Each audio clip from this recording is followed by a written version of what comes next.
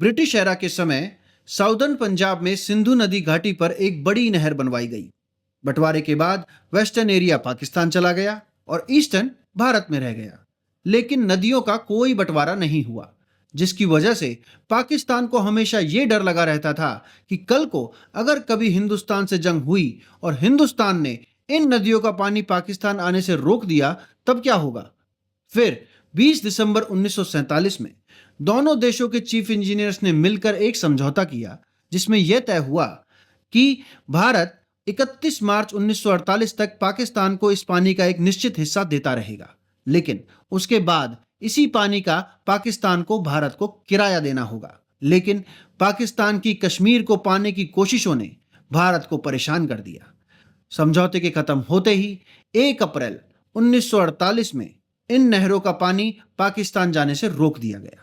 परिणाम स्वरूप पाकिस्तान के पंजाब रीजन की 17 लाख एकड़ जमीन खराब हो गई। फिर 1951 में पाकिस्तान ने इस पानी के मुद्दे को यूएन में उठाया और कहा कि हिंदुस्तान पाकिस्तान की वाटर सप्लाई में बाधा डाल रहा है। एक्चुअली में पाकिस्तान का प्रधानमंत्री कश्मीर के मुद्दे को इन नदियों के समझौते से सुलझाना चाहता था। थक कर उसने वर्ल्ड बैंक का दरवाजा खटखटाया।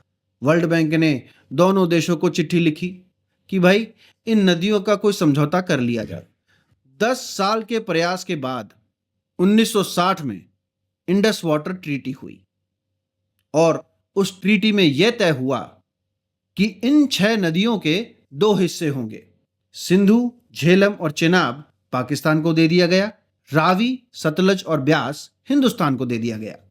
दूसरा यह कहा गया कि रावी, सतलज और ब्यास पर हिंदुस्तान का पूर्ण रूप से अधिकार होगा, लेकिन पश्चिम नदियों का पानी भारत को पाकिस्तान में छोड़ना होगा।